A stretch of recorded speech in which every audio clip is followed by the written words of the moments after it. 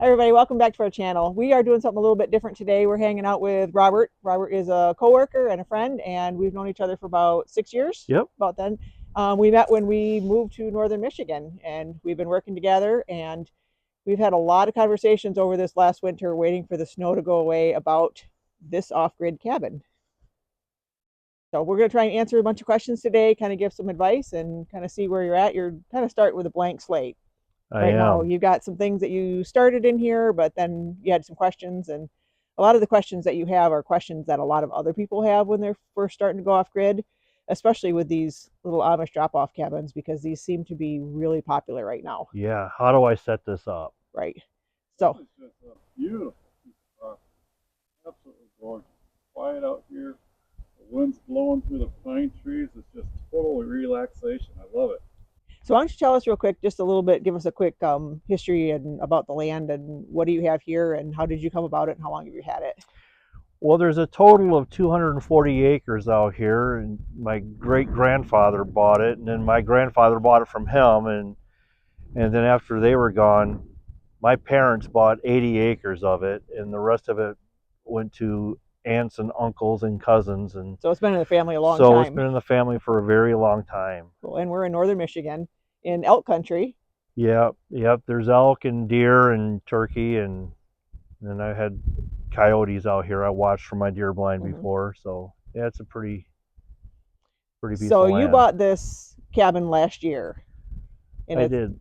okay. Last summer I bought this here in northern Michigan, and I had them bring it out. It was already pre-built, and it was a cabin that had a foldable roof, which was amazing to Mhm. me. But that's how they transport them. And then it was built by the Amish, and they all came out here and dragged it in, set it up for me, and Because it's got a foldable roof. Because you were saying that it's pretty tall, and in order to move it, it's too tall to transport on the highway system. So okay, that's what they're required to do. Yeah, that's what I because understand. you have a loft in there, which is nice. Yep.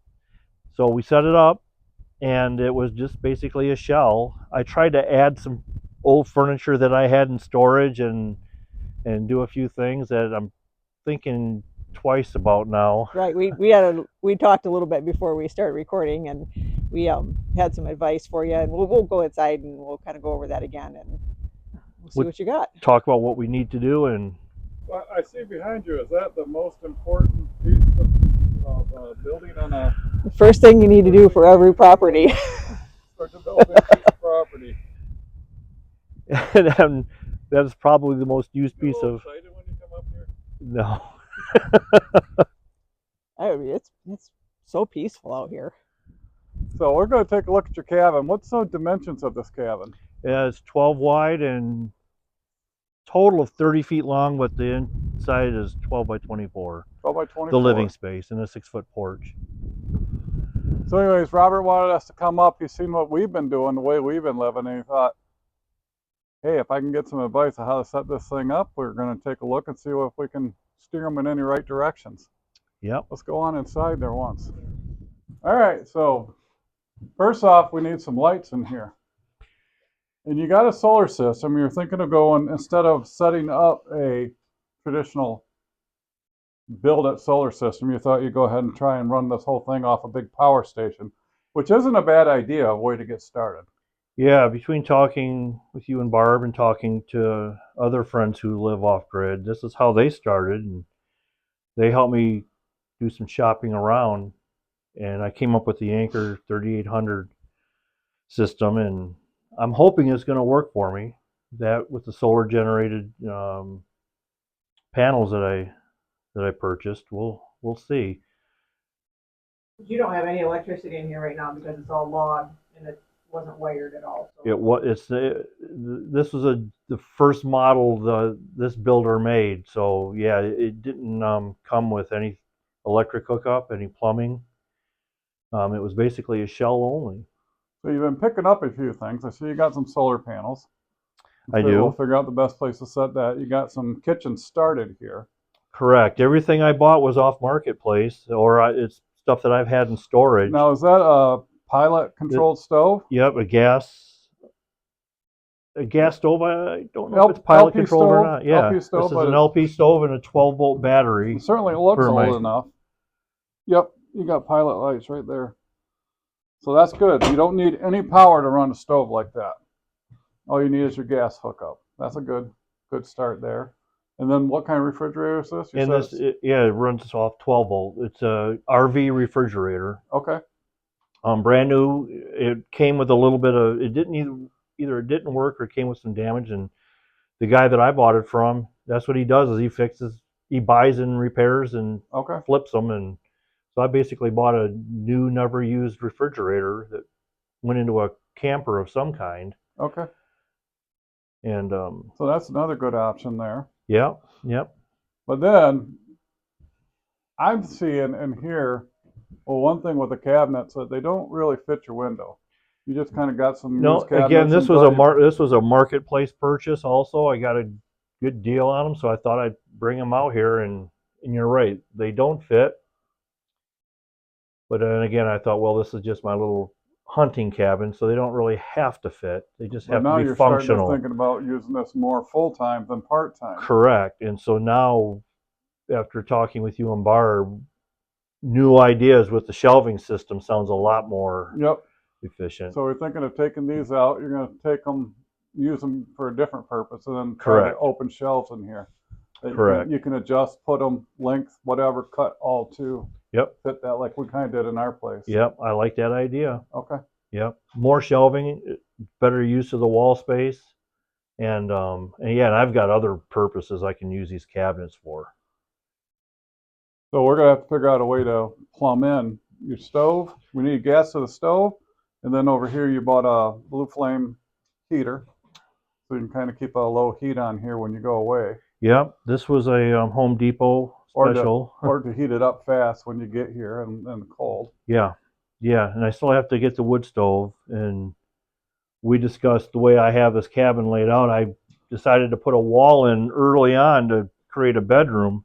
Right, this wall. But here, however, you put this in yourself. I did. And now we're thinking, rather than having two small rooms, that we're going to open that up. So what if you see your bed? It just makes you have to make your bed if you got someone coming over. Yeah. And then you got a whole lot bigger open space feeling here. I have more wall space. I have a place to put a wood stove then, and then I have more wall space for shelving. Thinking that might be a really good spot right over here to put a wood stove. Yeah. Right now you got wasted space in that whole corner right there. I do. And it's not safe for a wood stove the way it's set up right now. No.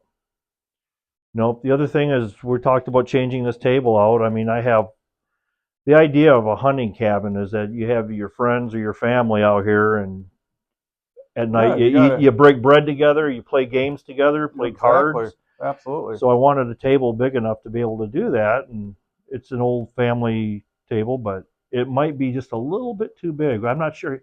Once this wall comes out, we may have more. I might have more space. That's one thing I want to stress for anybody watching this video. People think they got to have everything figured out and all done perfect to make this happen, but like this is a perfect example way to start. You start with your basic, and then you start to add, subtract, kind of figure out what works for you. There's no perfect pattern that works for everybody. Correct. I mean, we learned a lot of that just watching YouTube videos on different people that have done stuff off grid, done small home stuff, and you're like, hey, that was really cool. I want to try that. Or, that looks kind of janky. I don't think I want to do that at all. It's just a learning process. Yep. And that's what everybody has to do. They have to figure out what they need, what they like, what works for them. Because everybody's going to have different needs. Yep. Yep. Everybody's situation is going to be a little bit different. And that's what I've learned over this year. I've learned that maybe that wall wasn't a good idea. I'm glad I used screws instead of nails. I love screws. They're easier to take off. Because I can go right back to shell mode if I have to easily. The cabinets, they'll pop right out. Because you got a small loft up here, but you're thinking that's probably going to be for family comes out. That was for guests. I have 2 twin beds up there, and that's just a separate little bedroom area. It's a place for guests to sleep, and you could actually use it for some storage if you need to. I could, yeah. That's something I would think of too, along that knee wall that's for the stairway there. You can put a hanging rack right along in there to for people to hang clothes on. Up in that angle corner up there. All kinds of neat stuff you can do. Yeah, the big question is, what is my water supply going to be for out here? Do I have, because I'm not going to be able to drill a well, although those sandpoint It's certainly something I wells would love to attempt. is something, because I have the perfect ground for it, and I think I have about 13 feet that I have to go Okay. down to hit groundwater. I'll come out and help you try and do The that. I most want to is do one of those. 19 feet. I think it's between 13 and 19 feet out here. But for now, to start with, we're going to talk But about doing rainwater capture. rainwater capture into a cistern. Okay. That's what I'm going to start out with. Okay. And And in this space here, you really don't have the space for an indoor bathroom. I mean, if you really wanted to pack it in here, you could probably figure something out, but you're correct, thinking more of going with a separate shower correct, house unit itself. correct. I think that I'm just going to go out and buy myself a nice sturdy shed, and then turn it into a bathhouse of some kind, and a mechanical room where I can keep the hot water system, the propane tanks, and the power station itself, everything wired. Give myself more space in the cabin, but easy access to it out in the shed. So one thing you got to start thinking about for winter times in Michigan is keeping things from freezing. Yep.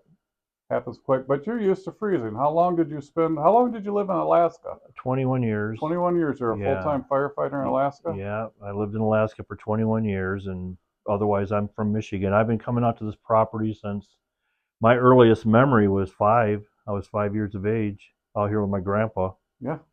repairing fence. Nice. He just wanted to include me. Yep.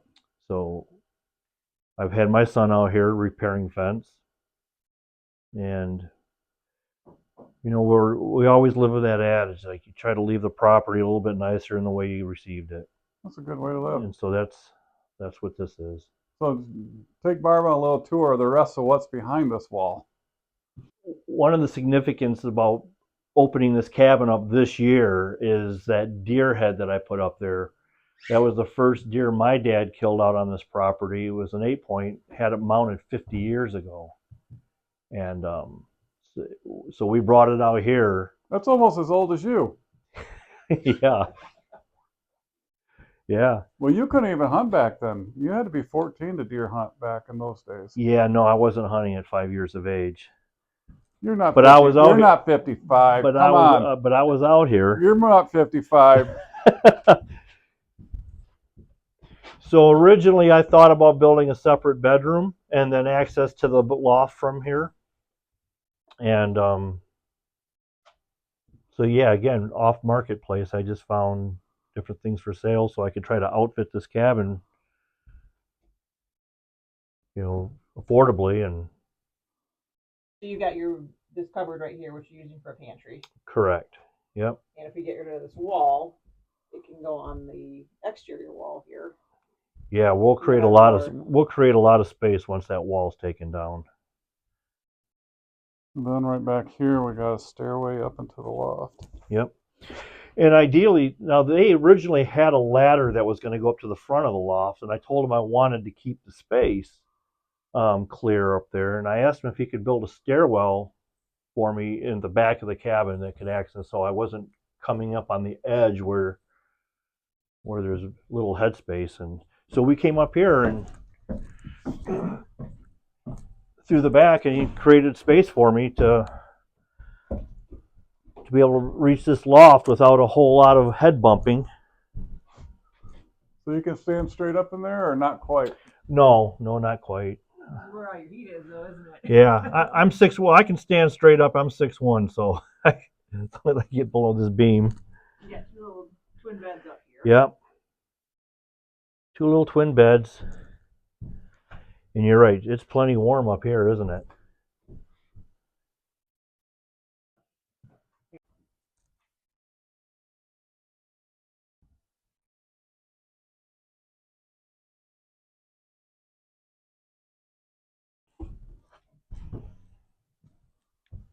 As this cabin has started to settle, I noticed that there's some gaps, and You've been filling in with some. So yeah, I started out with the foam. I'm probably going to use some sort of caulking to finish it off. I just have to cut it out still. I just put an easy to sweep, easy to clean vinyl flooring over the plywood. So you put this flooring in? Yeah. That's Yeah. what you want, something that's durable yet easy to clean. So we're going to take the wall out, open up your space. You're going to remove those cupboards. We're going to go with a different system there. What I would suggest, I think the power station is a good way to go. And we'll figure out a way to where we can put your solar panels. You got a solar array set up that you can run it in, charge that. Yeah. But I think I would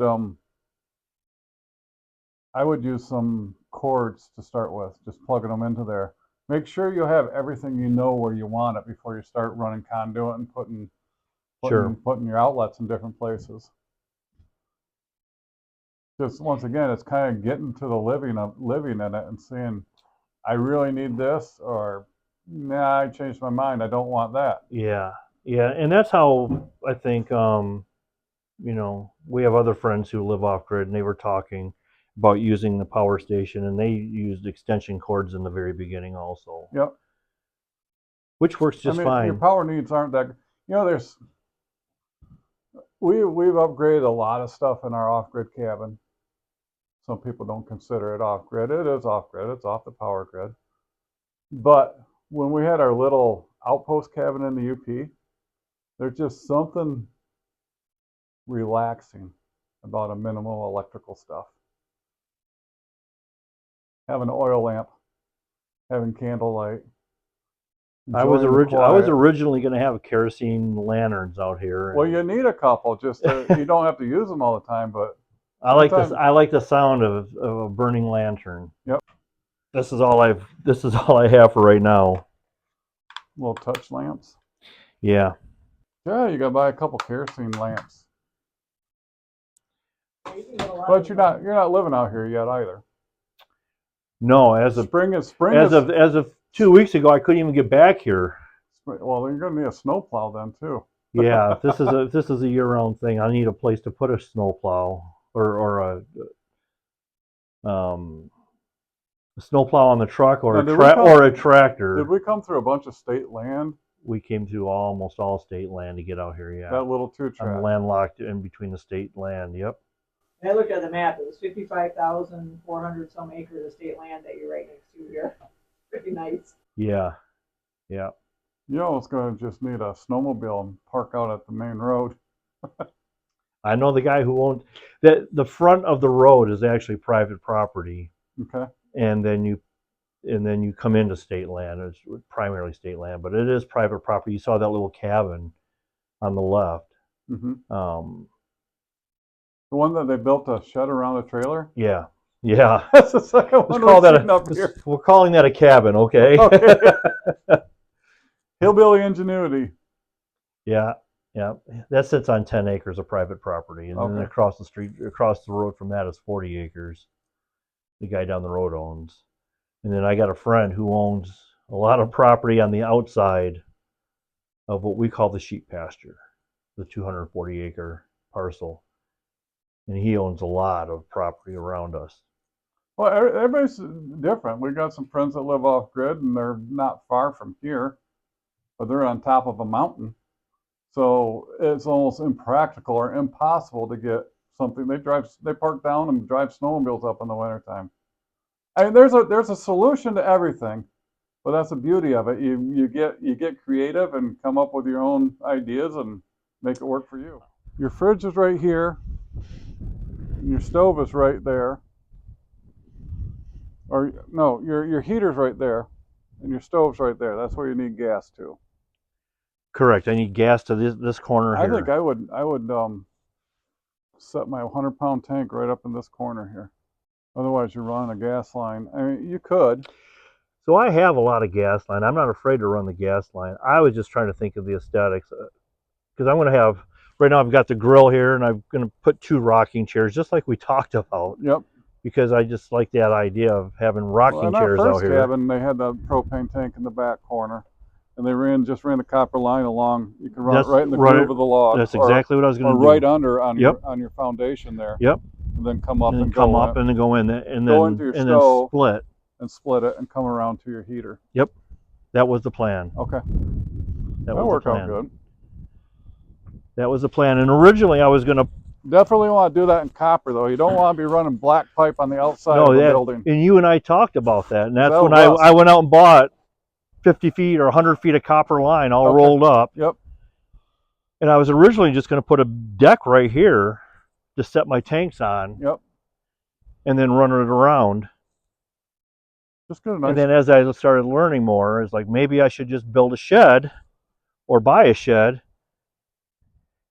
I put it right would here. keep your tanks right there. Just put landscaping pads down there. Big landscaping 16 by 16 block and put a couple right there and put 2 tanks right there. I only thought about the tanks inside just because of all the snowfall. And it just keeps them dry and keeps them together. They have to be together. I actually have two 100-pound tanks. Yep. They're going to last me all year. Yep. As much as I use the propane.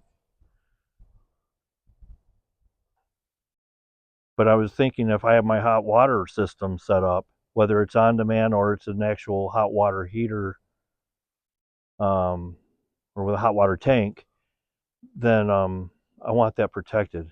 I want that covered. And I wanted it together. Okay. That's the only reason why I was thinking about. You said an 8x8 shed would be enough. Maybe an 8x12 is what I was looking at. You're about as dang big as your cabin. Well, then I have room to put other stuff too, right? Sure. And if you wanted to keep it looking nice, you could always put your shed right back here. Yep. Have your entry door over on this side. And just have your shed right behind here. Leave yourself a nice 4 or 5 foot space in between them. Well, that's something I definitely considered. I just didn't want to make sure I don't block the window. But that is an option. But you gotta definitely have a good option for solar here. Plenty of open spaces.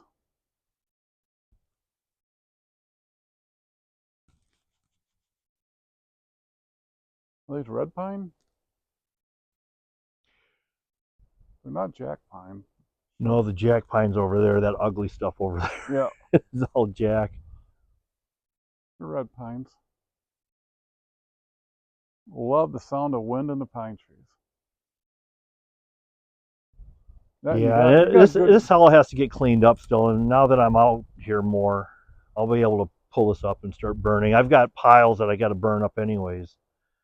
Drag all that out into the middle of the field and light it. Yeah, well, I've got piles that were already, we sold some wood and he stacked it all up. It has to get burned. I threw an old deer blind on there and I got to burn that all up. Well, take me for a little ride around the property.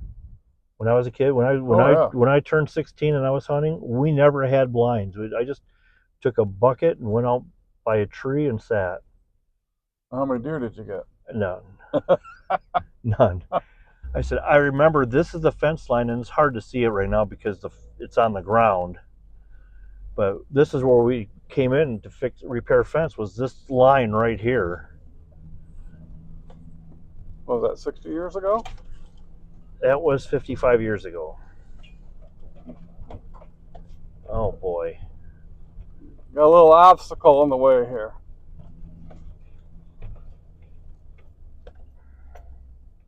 I mean, it's, even the 3 of us could move that. I think it's all rotted out. Let's see.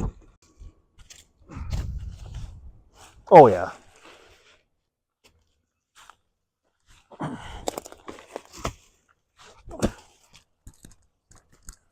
This one's going to be the questionable one.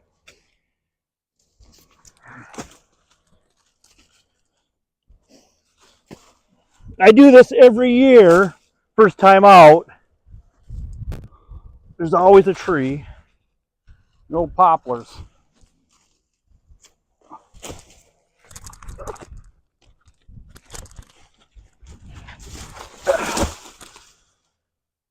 Easy peasy.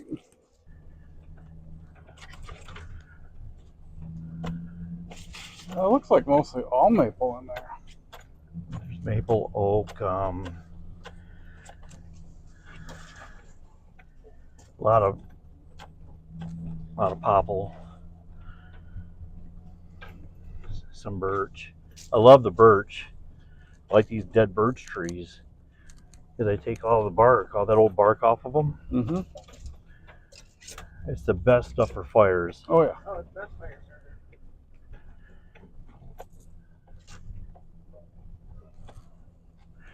And what my dad did is after he bought the property, he put roads in, like a grid. Right. So there's 3 roads that run east and west, and then there's 2 roads that run north and south, I think. Well, actually be 3 roads because this is one of them. So this is the other corner of the property, right over here. You wanted to get a cabin back in here? Yes. My brother was like, "Hey, I'll trade you properties if you want." And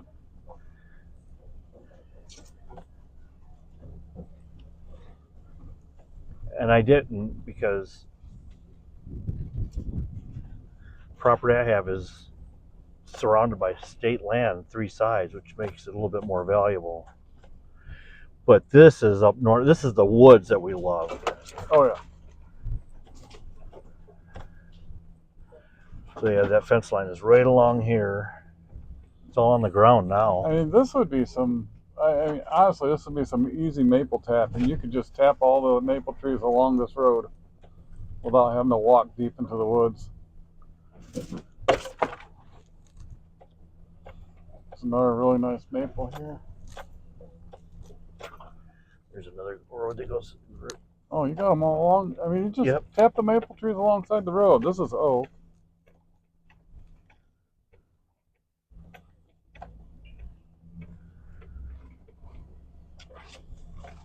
How many elk do you see out here when you're deer hunting? We usually have 3 bulls that hang around. They come visit. I haven't. It's been years since I've watched the whole herd walk through. Okay. But I remember just walking through the woods, and all of a sudden I'd see them laying down.